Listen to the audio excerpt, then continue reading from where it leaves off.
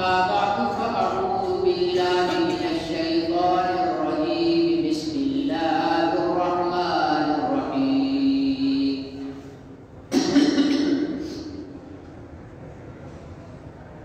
لقد جاءكم رسول من أنفسكم عزيز عليه ما عنتم حريص عليكم بالمؤمنين رؤوف رحيم فإن تولوا فقل حسبي الله لا إله إلا هو عليه توكلت وهو رب العرش العظيم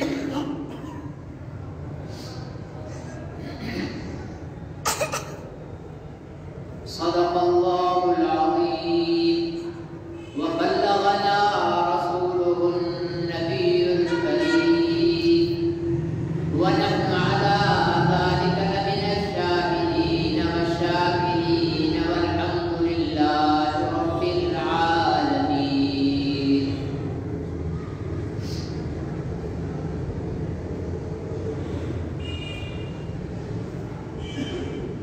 محترم بزرگوں اور بھائی،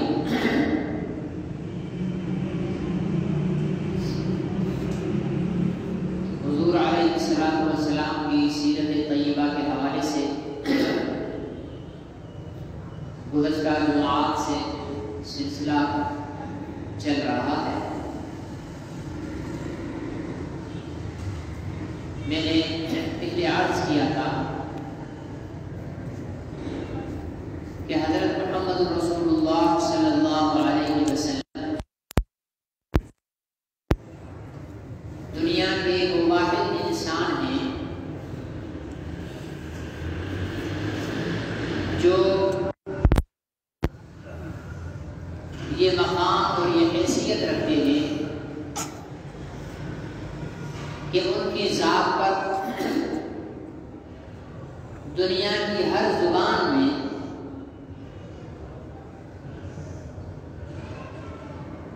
تحریر کیا گیا ہے، ان کی تعریف و قدر نثر میں، نظم میں مختلف انداز سے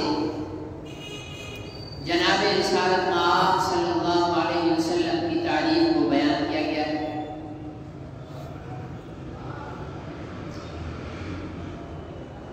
دنیا میں اور کوئی ایسا انسان نہیں جس کے متعلق اتنا کچھ لکھا گیا ہو اور جس کی زندگی کو اس قدر محفوظ بنایا گیا ہو۔ آپ صلی اللہ علیہ وسلم کی زندگی کا ایک ایک پہلو امت کے ہاں اس طرح محفوظ ہے جیسے آنکھوں دیکھا حال محفوظ ہوتا ہے۔ اور یہ صحابہ اکرام رضوان اللہ علیہم اجمعین کو اللہ تعالی نے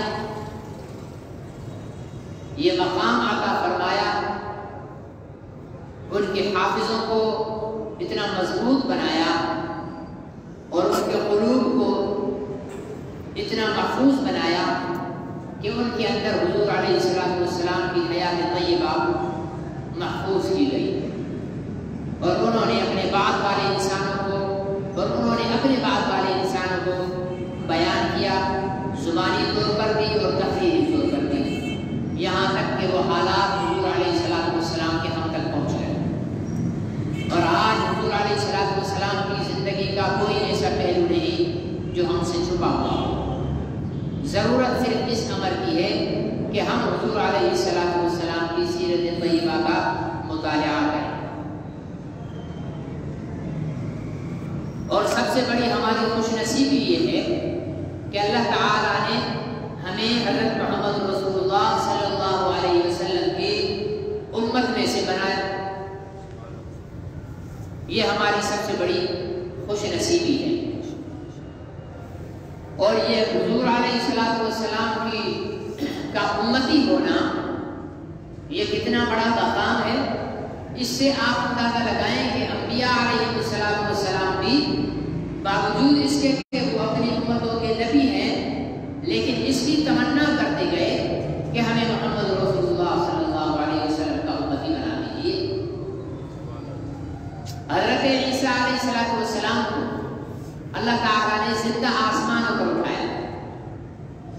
کی مصالح میں سے ایک مصلحت یہ بھی لکھی ہے علماء نے کہ تمام انبیاء علیہ السلام کا نمائندہ بنا کر حضرت عیسیٰ علیہ السلام کو آسمانوں پر اٹھا لیا گیا اور قرب قیامت میں عیسیٰ علیہ السلام نازل ہو کر تمام انبیاء علیہ السلام کی نمائندگی کرتے ہوئے حضور علیہ السلام کے دین کی اتباع اور پیروی کر کے دنیا کو یہ پیغام عملی طور پر دیں گے کہ انبیاء تمام کے تمام حضرت محمد رسول اللہ صلی اللہ علیہ وسلم کی امتی ہیں. ورنہ تو بغیر عمل کے اگر عیسیٰ علیہ السلام کو بھی وفات دے دی جاتی تو عملی طور پر کوئی ایسی مثال نہ بنتی.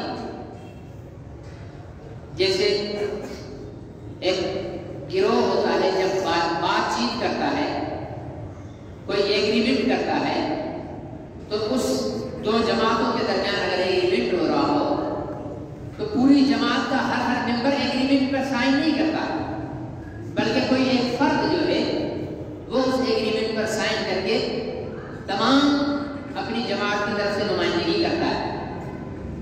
تو انبیاء علیہ السلام کی جماعت کی طرف سے حضرت عیسیٰ علیہ السلام قرب قیامت میں آسمان سے اتر کر عملی طور پر شریعت محمدی کی پیروی کریں گے اور عیسائیت کا بھی خاتمہ کریں گے اور یہودیت کا بھی خاتمہ کریں گے اور پوری کرۂ ارض پر حضرت محمد رسول اللہ صلی اللہ علیہ وسلم کے دین کو عملاً نافذ کریں گے اور کفر کا خاتمہ فرما دیں گے.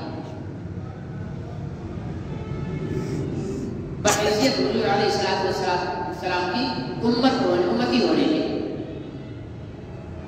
تو اللہ تعالیٰ نے وہ مقام ہمیں جو انبیاء علیہ السلام نے دعاؤں کے ذریعے مانگا وہ مقام ہم نے بغیر دعاؤں کے اللہ تعالیٰ نے ہمیں عطا فرما لیا. لیکن ہم کتنے ناشکرے ہیں اور بے قدرے ہیں کہ ہم اس مقام اور مرتبے کی قدر نہیں کرتے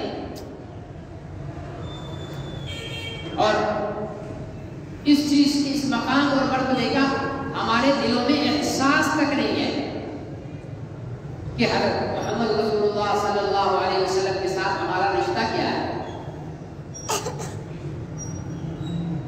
حضور علیہ السلام نے اور قرآن پاک نے خود امت کے لیے حضور علیہ السلام کے مقام اور مرتبے کو بیان فرمایا ہے. انسان کو سب سے زیادہ عزیز ترین جو چیز ہوتی ہے وہ انسان کی اپنی جان ہوتی ہے. کہنے کو تو کہہ دیتے ہیں کہ آپ مجھے جان سے زیادہ عزیز ہو. شوہر موج میں آ کر بیوی کو کہتے کہ جناب آپ مجھے جان سے زیادہ عزیز ہو. دوست کو کہہ دیتا ہے کہ بھائی یہ میرا ایسا دوست ہے مجھے جان سے زیادہ پیارا ہے. لیکن یہ صرف کہنے کی باتیں ہیں. عملی طور پر انسان کو اپنی جان سب سے زیادہ پیاری ہوتی ہے اور اس کا عملی مظاہرہ کہاں ہوگا؟ میدان حشر میں، جب ہر آدمی کی زبان پر کیا ہوگا؟ نفسی نفسی نفسی، میری جان میری جان میری جان. وہاں کوئی دوست کو دوست نہیں پکارے گا. باقی رشتے تو درکنار. دنیا میں جو سب سے زیادہ محبت کا رشتہ سمجھا جاتا ہے والدہ کا، والدہ بھی اپنے بچوں کو پہچاننے سے انکار کر دے گی. یوم یفر المرء من اخیہ وامہ وابیہ وصاحبتہ وبنیہ لکل امرئ منہم یومئذ شأن یغنیہ. یہ قیامت کے دن کو اللہ تعالیٰ نے بیان فرما دیا کہ اس دن کوئی کسی کا مددگار نہیں ہوگا، کوئی کسی کا ساتھی نہیں ہوگا. اس سے پتہ چلا کہ سب سے زیادہ انسان کو اپنی جان ہے. آپ کو یاد ہوگا غالباً 2004 میں مینا کے اندر آتش زدگی کا نہیں، اپنا 2004 میں نہیں، 1994 میں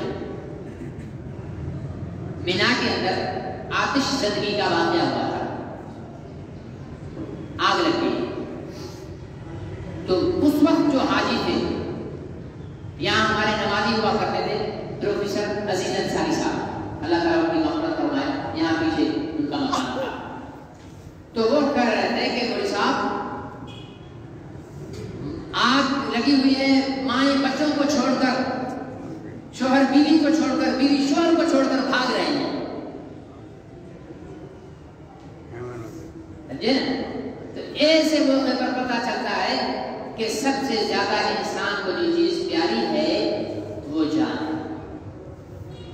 جان سے زیادہ کوئی چیز انسان کو پیاری اور یہی وجہ ہے کہ جب نزع کے وقت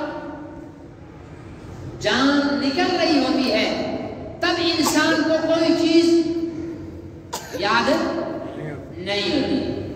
اولاد یاد ہوتی ہے؟ نہیں. اس وقت غرغرہ، جس وقت سانس اکھڑ رہی ہوتی ہے اس وقت اولاد یاد نہیں ہوتی، اس وقت بیوی یاد نہیں ہوتی، اس وقت اپنی جان پہ بنی ہوئی ہے ہر چیز کو انسان بھلا دیتا ہے. لیکن دنیا کے باقی تمام رشتوں کے اندر تو یہ چل سکتا ہے کہ ہم اپنی جان کو زیادہ رکھیں، لیکن قرآن پاک میں اللہ تعالیٰ نے وضاحت کے ساتھ بیان فرمایا. کیا بیان فرمایا؟ فرمایا النبی اولا بالمؤمنین من انفسہم. نبی زیادہ حق رکھتا ہے ایمان والوں پر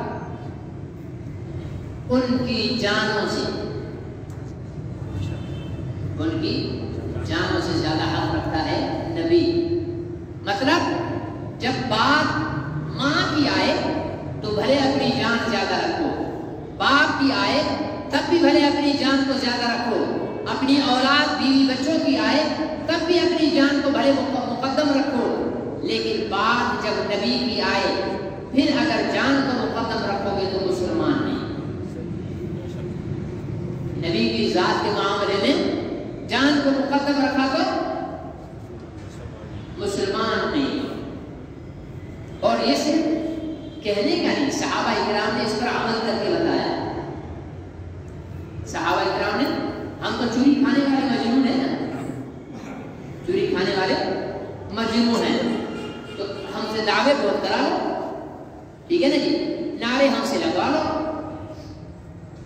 لیکن عملی طور پر صحابہ اکرام نے یہ چیز ثابت کر کے دنیا کو بتایا کہ اپنی جان سے زیادہ محبت کیسے کی جاتی ہے، اپنی جان سے زیادہ محبت کیسے کی جاتی ہے. یہ صحابہ اکرام رضوان اللہ علیہم اجمعین نے بتایا. احد کے میدان میں دیکھو، جب حضور علیہ السلام زخمی ہو کر گرے تو صحابی رسول سامنے آ گئے اور اپنے وجود کو دشمنوں کے تیروں کے سامنے کھڑا کر دیا، ڈھال بنا دیا، اور وہ تب تک کھڑے رہے جب تک ان میں سانس باقی تھی. اور حضور علیہ السلام اس صحابی کو دعا دے کر اور یہ فرما کر کے رہے تھے کہ میرے صحابی تیر چلا، میرے ماں باپ تجھ پہ قربان. رسول پاک صلی اللہ علیہ وسلم علم یا فلان فداک ابی و امی، تیر چلاؤ، میرے ماں باپ آپ پر قربان ہوں. رسول پاک، ساری دنیا رسول پاک کے لیے کہتی ہے کہ فداک ابی و امی یا رسول اللہ، لیکن یہاں حضور علیہ السلام اس صحابی کو فرما رہے ہیں کہ میرے صحابی دشمنوں پر تیر چلاؤ اور میری حفاظت کرو، میرے ماں باپ آپ پہ قربان. عمل سے بتایا کہ رسول پاک صلی اللہ علیہ وسلم مجھے اپنی جان سے زیادہ عزیز ہے. احد کے میدان میں جب حضور علیہ السلام زخمی ہو گئے تو صحابہ اکرام رضی اللہ عنہم کے درمیان کسی نے افواہ پھیلائی کہ محمد رسول اللہ شہید ہو گئے. ٹھیک ہے جی، آپ کو معاذ اللہ شہید کر دیا گیا. تو بہت سارے صحابی، ایک صحابی جہاد میں رجوع لی میدان جہاد میں. پہلی بات تو یہ ہے کہ میدان جہاد یہ آج والا نہیں ہے جو ہماری فوجیں لڑ رہی ہوتی ہیں توپوں اور بموں کے ساتھ. یہ کوئی میدان جہاد تھوڑی ہے ایک ادھر مورچے میں ایک ادھر مورچے میں. میدان جہاد تو یہ ہے کہ سامنے والے کے ہاتھ میں بھی تلوار ہے، میرے ہاتھ میں بھی تلوار ہے، سامنے والے کے پاس بھی نیزہ تیر بھالے ہیں اور میرے پاس بھی نیزہ تیر بھالے ہیں. کوئی بچ نکلنے کا راستہ نہیں ہے، دو بدو مقابلہ کرنا ہے. یہ ہے اصل تو میدان. وہاں تو ٹائیگر دبایا بٹن، اس میں طاقت تھوڑی چلتی ہے، اس میں تو بارود چلتا ہے. انسان کی جوان مردی، انسان کی جرأت، انسان کی طاقت اور قوت بازو کا جو اندازہ ہے وہ میدان کے اندر محسوس ہوتا ہے۔ تو صحابی کی بہادری کو تو دیکھیں کہ دشمنوں کے ساتھ جنگ کر رہا ہے اور ہاتھ میں کھجور ہے، وہ تو سامنے ہو کس کو کھانا یاد ہوتا ہے، لیکن ان کی جرأت دیکھو، اس لیے کہ وہ موت سے نہیں ڈرتے تھے، وہ خود مرنے کے لیے آئے ہوئے تھے۔ کھجوریں، کان میں خبر سنی کہ محمد کو شہید کر دیا گیا ہے تو صحابی نے کھجوریں پھینکی، کہا میں تو اب تک اس لیے لڑ رہا تھا کہ حضور علیہ السلام ہیں، اب جب حضور علیہ السلام زندہ نہیں رہے تو پھر میرے زندہ رہنے کا کیا بات، اور گھس گئے دشمنوں کے لشکر میں اور بے جگری کے ساتھ مرنے کے لیے لڑنا شروع کر دیا کہ اب میں نے زندہ نہیں رہنا۔ اور جو احد کی جنگ کا پاسا پلٹا ہے وہ اسی وجہ سے پلٹا ہے کہ بہت سارے صحابہ اکرام ان کے لشکر میں یوں ٹوٹ پڑے کہ انہوں نے کہا کہ اب ہم نے رہنا ہی نہیں ہے، جب حضور علیہ السلام دنیا میں نہیں رہے تو ہم کس لیے رہیں، کیونکہ پہلے جو وہ جنگ لڑ رہے تھے تو دشمن کو مارنے کے لیے لڑ رہے تھے، اور جب دشمن کو مارنے کے لیے لڑائی کی جاتی ہے تو اس وقت اپنا دفاع کیا جاتا ہے، اپنے بچاؤ کے لیے جو ہے وہ طور طریقے اختیار کیے جاتے ہیں۔ لیکن جب لشکر میں یہ بات پھیلی کہ محمد رسول اللہ صلی اللہ علیہ وسلم کو شہید کر دیا گیا ہے تو پھر صحابہ اکرام نے جو لڑنا شروع کیا تو وہ دشمن کو مارنے کے لیے لڑنا شروع نہیں کیا بلکہ اپنے آپ کو اس جنگ کے اندر ختم کرنے کے لیے لڑنا شروع کیا۔ جب اس بے جگری سے وہ لڑنے لگ گئے کہ انہوں نے اپنے دفاع کی طرف نظر نہیں کی بلکہ دشمن کو مارتے چلے گئے اور مارتے چلے گئے کہ ہم اتنا لڑیں کہ مر جائیں، تو دشمن کے قدم اکھڑ گئے۔ یہ صحابہ اکرام کا عمل بتاتا ہے کہ نبی سے جان سے زیادہ پیار کیسے کیا جاتا ہے۔ حضور علیہ السلام جنگ احد سے جب فارغ ہوئے تو فرمائے کہ سعد کہاں ہے؟ سعد نبی پاک صلی اللہ علیہ وسلم کے صحابی، وہ اس جنگ میں شہید ہو چکے تھے، ٹھیک ہے، وہ جنگ میں شہیدوں میں پڑے ہوئے تھے۔ حضور علیہ السلام نے فرمایا کہ سعد کو دیکھو کہاں ہے؟ کہنے لگے یا رسول اللہ وہ تو شاید شہید ہو گئے۔ فرمایا جاؤ دیکھو، زخمیوں نے دیکھا کہیں بھی نہیں تھے۔ وہ صحابی رسول جن کو حضور علیہ السلام نے بھیجا تھا انہوں نے وہاں جا کر آواز لگانا شروع کر دی، یا سعد، اے سعد کہاں ہو تم؟ کوئی جواب نہیں۔ اے سعد کہاں ہو تم؟ کوئی جواب نہیں آ رہا۔ کئی دفعہ آواز لگائی، کوئی جواب دینے والا نہیں۔ زخمیوں میں جا کر آواز لگائی، کوئی جواب دینے والا نہیں۔ پھر شہیدوں میں جا کر کھڑے ہوئے اور وہاں آواز لگائی، کئی دفعہ آواز لگائی، کسی نے جواب نہیں دیا۔ پھر حضور علیہ السلام صحابی نے کیا کہا کہ لگے سعد کہاں ہو؟ تمہیں رسول اللہ صلی اللہ علیہ وسلم نے بلایا ہے، تمہیں رسول اللہ صلی اللہ علیہ وسلم یاد کر رہے ہیں۔ سعد زندہ تھے اس وقت اور آخری سانسیں لے رہے تھے، اتنی ہمت ان میں نہیں تھی، اگر ہمت ہوتی تو پہلے پکارنے والے کے پکار پر جواب دے دیتے۔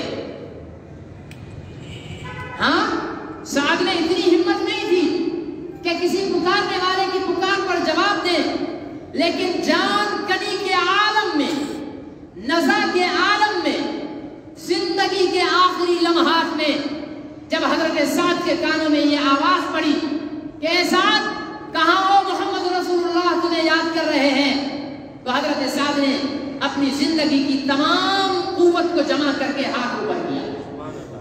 وہ صحابی دوڑ کر وہاں آئے اور اس صحابی حضرت سعد نے اس صحابی رسول سے کہا کہ میرے ساتھیوں کو جا کر پیغام دے دینا کہ تم میں سے کسی کی آنکھوں کی پتلیاں چمک رہی ہوں اور دشمن محمد رسول اللہ تک پہنچ جائے تو قیامت کے دن تمہارے پاس کوئی عذر نہیں ہوگا۔ حضرت سعد نے عمل کر کے عملی طور پر بتایا کہ جان کو محمد رسول اللہ سے بعد درجہ کیسے دیا جاتا ہے اور جان سے زیادہ محمد رسول اللہ صلی اللہ علیہ وسلم کو کیسے چاہا جاتا ہے۔ میرے عزیز دوستو محترم بزرگوں، محض یہ کہہ دینا کہ محمد رسول اللہ صلی اللہ علیہ وسلم ہمیں جان سے زیادہ پیارے ہیں، کہہ دینے سے نہیں ہوتا۔ ابو بکر صدیق، عمر فاروق، عثمان غنی، علی مرتضیٰ، ان میں سے کسی نے بھی کبھی بھی اس قسم کا کوئی نعرہ نہیں لگایا، عمل کر کے بتایا۔ مجھے نعرے سے انکار نہیں، لیکن ہمیں عمل بھی تو ہونا چاہیے ہمارے اندر۔ نبی پاک کی ذات کے متعلق ہمارے اندر عمل بھی تو ہو۔ وہ کہتے ہیں کہ مجنون جو ہے، مجنون قیس لیلا کا عاشق تھا، اس کا نام تھا قیس۔ مجنون اس کا نام پڑ گیا تھا کیونکہ وہ اس کے عشق میں پاگل ہو گیا تھا، ٹھیک ہے نا۔ قیس کو گرفتار کر لیا گیا، جیل میں، زندان میں ڈال دیا گیا، کیونکہ لیلا کے والد بڑے مالدار اور سیٹھ آدمی تھے، جیل میں ڈلوا دیا۔ تو ایک دن لیلا نے کہا کہ میں اپنے عاشق کو کھانا دے رہا ہوں جیل میں، تو وہ چوری بنا کر، چوری سمجھتے ہو، چوری بنا کر گھی میں، خالص گھی میں، وہ مٹھائیوں والا خالص گھی نہیں، اوریجنل خالص گھی، ٹھیک ہے نا جی، اس میں بنا کر وہ جیل میں بھیجتی کہ جاؤ، اسی بچے کو پیسے دیتی ہے، جا کر معلوم کرنا کہ قیس کہاں ہے، لیلا کا قیس کہاں ہے، وہاں جا کر پوچھنا کہ لیلا کا قیس کہاں ہے۔ تو جب وہ بچہ وہاں گیا، اس کے ہاتھ میں کھانے کا برتن ہے، اس کے گھی کی مہک پورے قید خانے میں پھیل گئی، تو وہ جو اصل قیس تھا وہ تو بیچارہ جیل کے کونے میں بیٹھا ہوا اپنی فراق یار میں رو رہا ہے، اور ہمارے جیسا جو قیس تھا، اس نے جب دیکھا کہ برتن بھی بچے کے ہاتھ میں ہے اور اتنی مہک بھی آ رہی ہے، تو ظاہر ہے پوچھنے والا یہ دینے ہی آیا ہوگا، کیوں نہ موقع سے فائدہ اٹھا کر کہہ دوں کہ میں قیس ہوں۔ جیسے بچے نے کہا کہ لیلا کا قیس کہاں ہے، تو اس نے کہا جی میں قیس ہوں۔ اس بچے نے کہا کہ یہ لیلا نے دیا ہے۔ اس نے پیالے کو چوم کر، چاٹ کر ساری چوری کھائی اور برتن کو چوم چوم کر واپس دیا۔ اور بچے نے بھی دیکھا کہ اتنا چوم رہا ہے، لگتا یہی وہ قیس ہے۔ 2-4 دن، 5 دن، ہفتہ، 10 دن، مہینہ، لیلا نے بچے سے پوچھا کہ تم دیتے تو قیس کو ہی ہو نا؟ اس نے کہا دیتا تو قیس کو ہوں، جاتا ہوں، آگے سے وہ قیس بولتا ہے کہ میں قیس ہوں۔ اس نے ایک دن وہ برتن خالی بھیجا، برتن خالی بھیجا، اور جا کر کہا کہ جا کر پوچھو کہ قیس لیلا کا کون ہے۔ اب جب وہ بچہ گیا، برتن خالی، خوشبو بھی نہیں حلوے کی، ٹھیک ہے نا جی، خوشبو بھی نہیں ہے، تو اب وہ سمجھ گیا کہ آج کوئی امتحان ہے۔ بچہ آیا کہنے لگا بھائی قیس کہاں ہے لیلا کا؟ تو چوری کھانے والا جو ہے وہ صرف قیس کی طرف اشارہ کر رہا ہے کہ وہ بیٹھا ہوا ہے۔ نہیں، اس نے کہا کہ ہاں بولو میں ہوں قیس، وہ جعلی، ہمارے جیسا جعلی ہی، ٹھیک ہے نا جی۔ اس نے کہا کہ یہ تمہاری لیلا نے بھیجا ہے، اس پیالے میں اپنا خون بھر کے لو، اپنا خون بھر کے لو۔ اب جب اس نے بات خون کی سنی تو پیچھے ہٹ کر کہنے لگا کہ وہ بیٹھا ہوا ہے قیس، اور جب اس قیس کو بلایا گیا تو اس نے اپنا ہاتھ کاٹ کر اس میں خون بھر کے دے دیا۔ تو ہم کون سے والے قیس ہیں؟ چوری کھانے والے۔ حضرت صاحب کے ہاتھ چومو، روش ملے، حلوے کی پلیٹ ملے، عاشق رسول ہیں یہاں سب مسلمان آج کے دور کا، ٹھیک ہے جی۔ ہم کھاتے ہیں محمد کے صدقے، ہم جیتے ہیں محمد کے صدقے۔ ہمارا اٹھنا بیٹھنا، یاد رکھیے ہماری ایک ایک سانس محمد عربی کے احسانات کا صدقہ ہے۔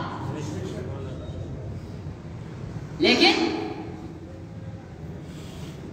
بس کھانا پینا ہمیں یاد ہے، ٹھیک ہے نا جی، کھانا پینا یاد ہے محمد عربی کے نام کا، لیکن اس محمد عربی کو خون کی بھی ضرورت ہے۔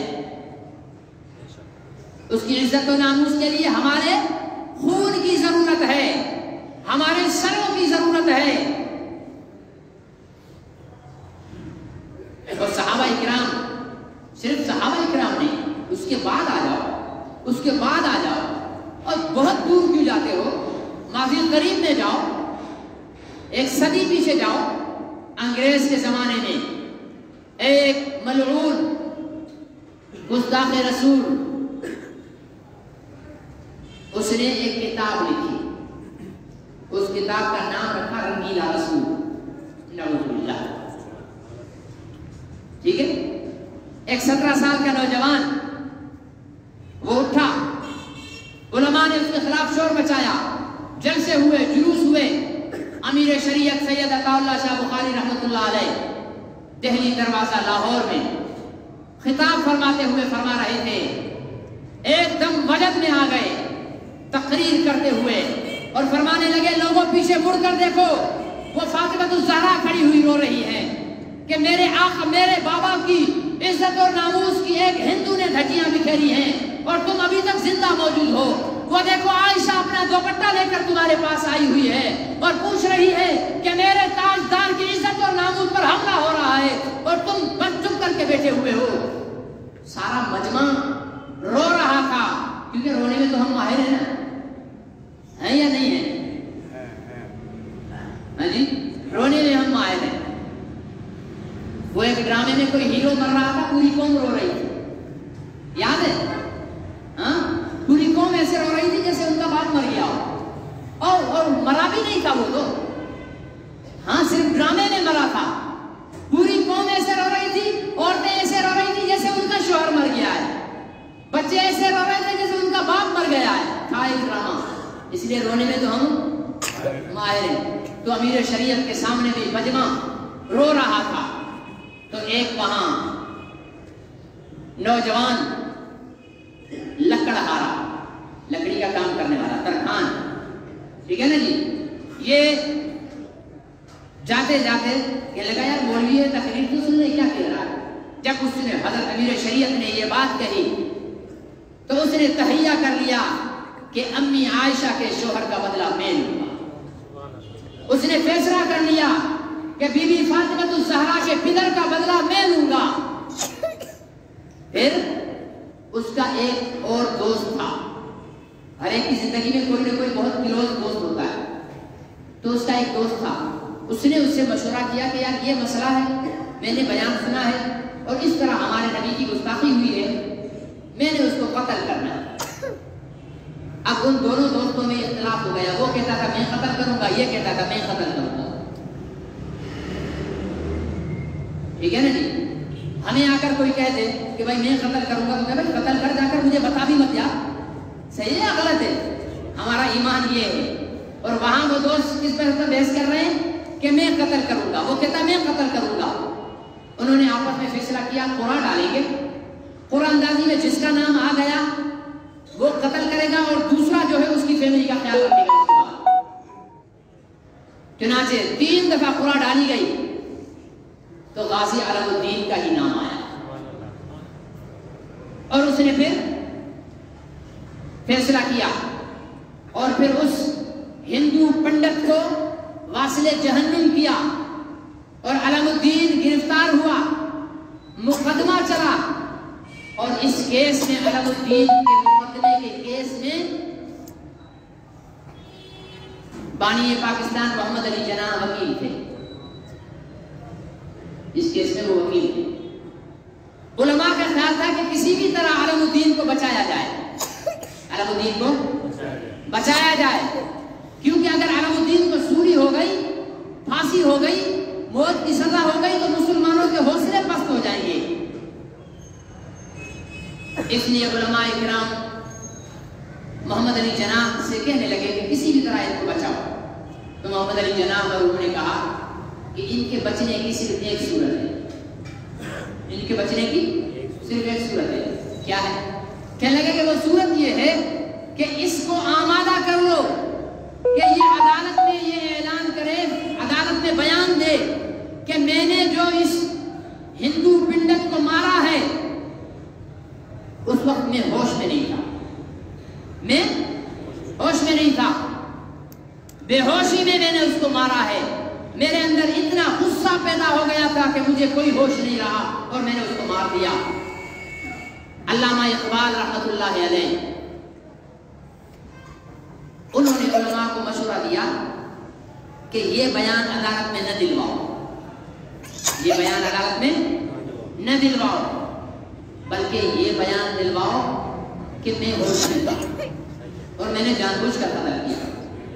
بہرحال فیصلہ یہ ہوا کہ علم الدین پر چھوڑ دیں، وہ جو کہہ دے۔ علماء نے علم الدین سے ملاقات کر کے کہا کہ وکیل کہتا ہے کہ اس طرح کا آپ بیان دے دو۔ علم الدین نے کہا ایسا بیان تو میں کبھی نہیں دوں۔ اور جب عدالت میں پیش ہوئے تو علم الدین نے جج سے کہا کہ جج صاحب لکھ لیں، میں بیان دے رہا ہوں، مجھے مشورہ دیا گیا تھا کہ میں جان بچانے کے لیے یہ بیان دے دوں کہ میں نے اس بنگٹ رنگیلا رسول کے مصنف کو صرف بے ہوشی کی حالت میں مارا ہے، مجھے کوئی ہوش نہیں تھا، لیکن نہیں، میرے الفاظ کو نوٹ کر لو کہ جس وقت میں اس بدماش گستاخ رسول کو قتل کر رہا تھا وہی گھڑیاں میری زندگی کے ہوش کی تھی، باقی تو ساری زندگی میں نے بے ہوشی میں گزاری ہے۔ اور پھر کہا اگر آئندہ بھی کوئی میرے جیتے جی محمد عربی کی گستاخی کرے گا تو میں اس کے ساتھ وہی کام کروں گا جو اس گستاخ کے ساتھ کیا ہے۔ اور پھر علم الدین شہید کو موت کی سزا ہوئی، موت کی سزا ہوئی، اور پھر وہ پھانسی چڑھے، لیکن دنیا کو بتا گئے کہ النبی اولا بالمؤمنین من انفسہم، نبی ایمان والوں کے لیے ان کی جانوں سے زیادہ پیارا کیسے ہوتا ہے؟ علم الدین کو جان پیاری ہوتی تو بیان دے کر چھڑا سکتا تھا نا، لیکن اسے اپنا نبی پیارا تھا، اسے اپنا نبی پیارا تھا۔ اپنے نبی سے اس قدر پیار کرو کہ عملی طور پر ثابت ہو جائے کہ ہم نبی سے پیار کرتے ہیں۔ ہم کتنے مجبور اور بے بس عاشق ہیں کہ دنیا کو بتانا پڑتا ہے کہ ہم عاشق رسول ہیں، اور وہ کتنے باکردار عاشق تھے کہ صدیق کا نام لیا جائے تو عشق کے آسمان پر چمکتا ہوا سورج نظر آتا ہے۔ ابو بکر صدیق نے بول کر اپنے عشق کا اظہار نہیں کیا، کہہ کر عشق کا اظہار کیا۔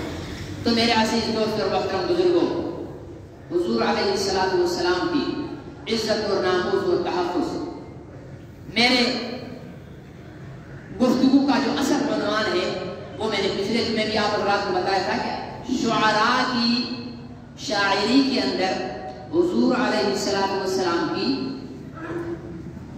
مدح سرا، کہ کس طرح شعراء نے حضور علیہ السلام کی تعریف کی ہے، اور کس طریقے سے انہوں نے حضور علیہ السلام سے محبت کا اظہار کیا ہے، اور کس طریقے کے ساتھ انہوں نے اپنے عشق کا اظہار کیا ہے۔ یہ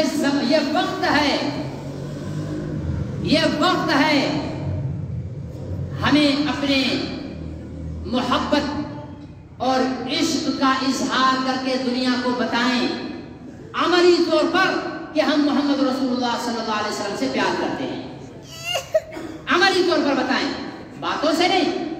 اور یہ حضور علیہ السلام کی تعریف اشعار میں ہو تو میں نے پچھلے جمعے بتایا تھا اسے کیا کہتے ہیں؟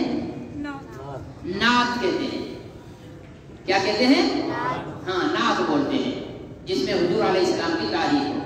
اور یہ نعت خوانی بری چیز نہیں ہے، لیکن نعت خوانی کر کے پیسے سمیٹنا، بولو بولتے نہیں،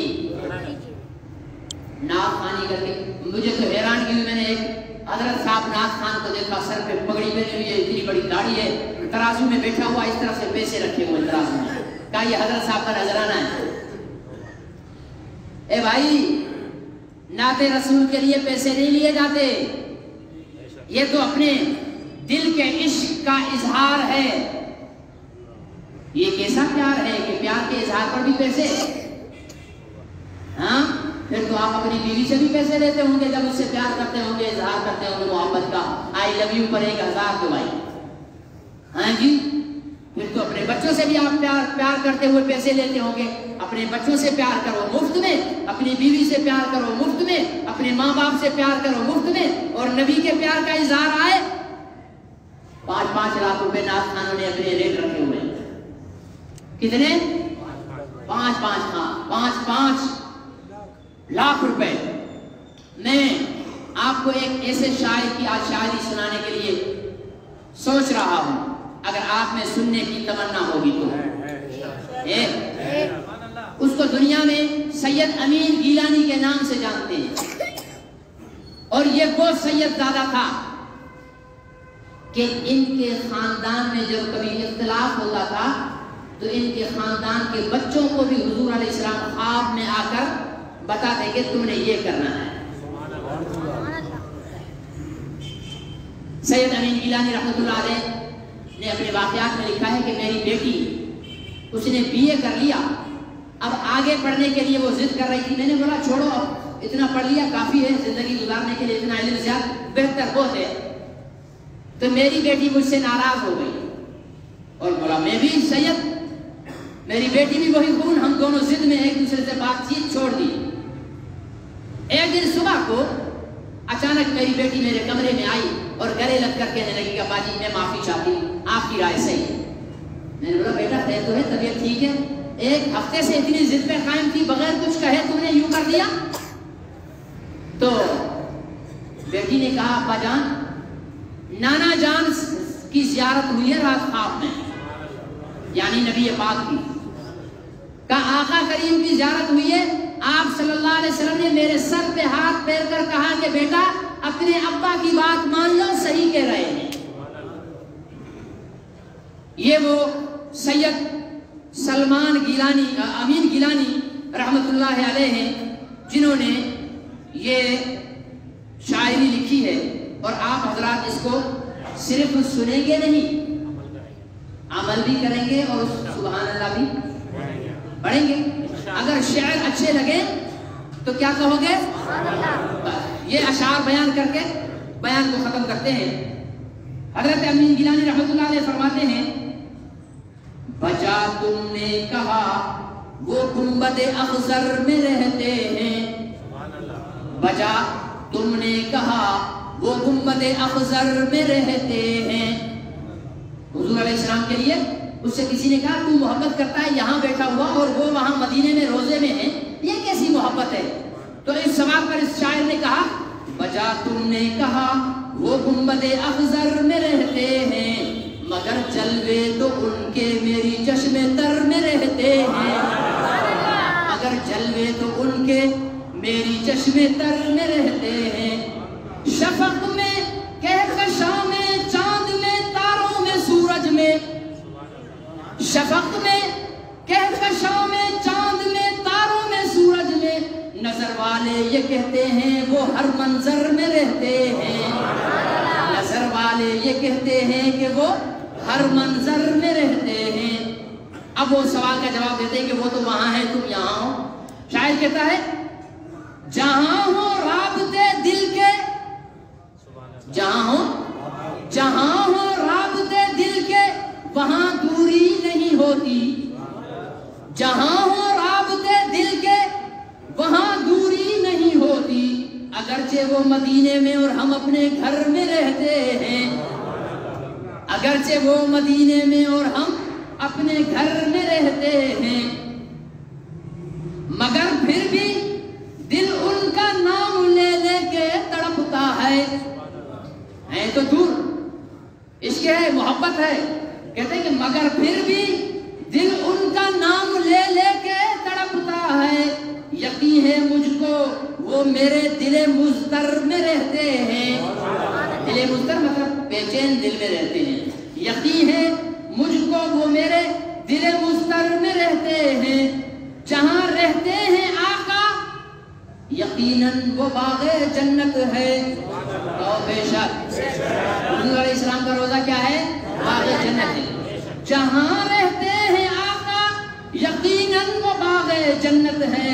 وہ اماں عائشہ کے حجرہ اطہر میں رہتے ہیں، وہ اماں عائشہ کے حجرہ اطہر میں رہتے ہیں، شاہوں کے شاہ دلبر اس کا کوچہ کوچہ شاہی، شاہوں کے شاہ دلبر اس کا کوچہ کوچہ شاہی، بڑے خوش بخت ہیں جو کوچہ دلبر میں رہتے ہیں، جو مدینے میں رہتے ہیں بڑے خوش قسمت ہیں، ٹھیک ہے نا، بڑے خوش بخت ہیں جو کوچہ دلبر میں رہتے ہیں، مثالی ہے ابو بکر و عمر سے دوستی ان کی، ہے یا نہیں ہے؟ آج بھی نبھا رہے ہیں نا، وہی پڑے ہوئے، کہا مثالی ہے ابو بکر و عمر سے دوستی ان کی، وہ ان کے بر میں رہتے تھے، وہ ان کے بر میں رہتے ہیں، وہ کبھی ان کے پڑوس میں رہتے تھے اور آج ان کے پڑوس میں یہ رہ رہے ہیں، یہ ان کا معجزہ دیکھو کہ سب پر ہے نظر ان کی، یہ ان کا معجزہ دیکھو کہ سب پر ہے نظر ان کی، اگر چاہنے والے تو اگرچہ چاہنے والے تو دنیا بھر میں رہتے ہیں، امیر ان شاعروں کو کیوں نہ پیغمبر نوازیں گے، ان شاعروں کو امیر ان شاعروں کو کیوں نہ پیغمبر نوازیں گے، قلم جن کی مدح پیغمبر میں رہتی ہے، قلم جن کے مصروف مدح پیغمبر میں رہتے ہیں، بچا تم نے کہا وہ گنبد اخضر میں رہتے ہیں، یہ تو ایک آج کے شاعر کی چھوٹی سی شاعری ہے جو اپنے دل کا حال حضور علیہ السلام سے بیان کر رہا ہے۔ اب آپ کہیں گے کہ ہم سب تو شاعر نہیں ہیں، حضور علیہ السلام سے محبت کا اظہار کیسے کریں؟ کرنا چاہتے ہو بھائی؟ سب چاہتے ہو؟ سب چاہتے ہو کہ ہم بھی کریں؟ اس کا آسان طریقہ اور اللہ تعالیٰ نے دیا ہے ہمیں، مالک اتنا مہربانی، ہمیں اللہ نے بتایا ہے کہ کیسے حضور علیہ السلام سے محبت کرنا ہے۔ ان اللہ و ملائکتہ یصلون علی النبی یا ایھا الذین آمنوا صلوا علیہ وسلموا تسلیما۔ اللہ نے کبھی نہیں کہا تم نماز پڑھو میں بھی پڑھتا ہوں، اللہ نے کبھی نہیں کہا تم روزہ رکھو میں بھی تمہارے ساتھ رکھوں گا، اللہ نے کبھی نہیں کہا تم زکات دو میں بھی دوں گا، لیکن اللہ نے یہ پہلے کہا ہے کہ میں بھی درود بھیجتا ہوں، میرے فرشتے بھی درود بھیجتے ہیں، ایمان والوں تم بھی درود بھیجو۔ ایک ایسا عمل ہے جس میں اللہ ہمارے ساتھ شریک ہے، ایک عمل ہے اور وہ کیا ہے؟ درود پاک۔ یہ درود پاک کثرت سے پڑھو، کم سے کم بالکل ادنا درجہ جسے کہتے ہیں نا مریم درجہ، وہ ہے 100 مرتبہ روزانہ پڑھنا، سب سے کم ہے یہ، اور یہ کوئی چیز بھی نہیں ہے، یہ تو 5 منٹ بھی نہیں لگتے، ہم تو 3 گھنٹے کی مووی بھی تسلی سے دیکھ لیتے ہیں نا، تو درود پر تو 5 منٹ بھی، ایک تسبیح روزانہ، لیکن اگر ہم ہر نماز کے بعد 2 تسبیح پڑھ لیا کریں تو 5 نمازوں میں کتنی ہو جائیں گی؟ 1000 مرتبہ درود شریف ہو سکتا ہے، تو درود شریف پڑھا کریں۔ کل ایک پاکستان کے نامور عالم دین اور تحریک لبیک کے قائد حضرت مولانا خادم حسین رضوی صاحب کا انتقال ہو گیا، اگرچہ وہ کسی اور مسلک سے تعلق رکھتے ہیں لیکن محبت رسول میں بھی کسی مسلک کا قائد آپ ہو، بریلوی، اس لیے دعا نہ کریں اس کے لیے، بھائی وہ بریلوی ہو یا کوئی ہو، میرے نبی کی عزت اور ناموس کے لیے کوئی بھی کھڑا ہوگا وہ میرے سر کا تاج ہے۔ آ رہا ہے سمجھ نہیں آ رہا ہے؟ کوئی بولتے جی اس نے تو دیوبندیوں کو کافر کہا تھا، اس نے تو یہ کہا تھا، بھائی کہا تھا وہ اس کا عمل ہے، ہمارے سامنے تو یہ ہے کہ وہ کل تک بھی نبی پاک صلی اللہ علیہ وسلم کے گستاخ فرانس کے سفیر کی واپسی کے لیے دھرنا دے رہا تھا بیٹھا ہوا، تو نبی کی عزت اور ناموس کے لیے دیوبندی نکلے گا وہ بھی میرے سر کا تاج، بریلوی نکلے گا وہ بھی میرے سر کا تاج، کسی بھی مسلک کا ہو نبی کی ختم نبوت اور عزت و ناموس کے لیے نکلے گا تو وہ میرے سر کا تاج ہے۔ اللہ تعالیٰ ان کی مغفرت فرمائے، ان کے درجات کو بلند فرمائے، اور آپ کے ٹنڈو آدم کے ایک بہت ہی قدیم ختم نبوت کے ساتھی تھے بھائی علی نواز خاص کے لیے، جس وقت حضرت والد صاحب نے یہاں ٹنڈو آدم میں ختم نبوت کا کام شروع کیا تھا تو سب سے پہلی صف میں آنے والے یہ بھائی علی نواز خاص کے لیے صاحب تھے، ان کا بھی انتقال ہو گیا 2 دن پہلے، ان کے لیے بھی دعا فرمائے، اللہ تعالیٰ ان کی بھی مغفرت فرمائے، اور اس کے ساتھ ہمارے یہاں پہلے نمازی ہوا کرتے تھے، اب وہ ذوق کی وجہ سے نہیں آتے. حاجی عبدالحمید صاحب، حاجی امین کے بھائی، ان کی اہلیہ کا جو وہ بھی انتقال ہو گیا، بھائی عبدالواحد کاکا کی والدہ کا، اللہ تعالیٰ ان کی مغفرت فرمائے. اس کے ساتھ ہمارے اس ضلع کے ایک سیاستدان تھے جام مدد علی خان، ٹھیک ہے نا جی. کیسے تھے، کیا تھے، لوگ بہت ساری باتیں کرتے ہیں، ہمارے ساتھ ان کے اچھے تعلقات تھے. سیاست سے ہٹ کر ہمارے ساتھ ذاتی تعلقات ان کے اچھے تھے اور ہمارے ہر میدان میں معاون و مددگار رہے ہیں. اللہ تعالیٰ ان کی مغفرت فرمائے، ان کے بھی درجات کو فرمائے. آج ہم فوت ہونے والوں کے لیے دعائیں کریں گے تو کل جب ہمیں مٹی میں دفن کیا جائے گا تو کوئی ہمارے لیے بھی دعا کرے گا. اس لیے ہمیشہ یاد رکھا کریں جتنے بھی دنیا سے جا چکے ہیں ان سب کے لیے مغفرت کی دعا کرنی چاہیے. سنیں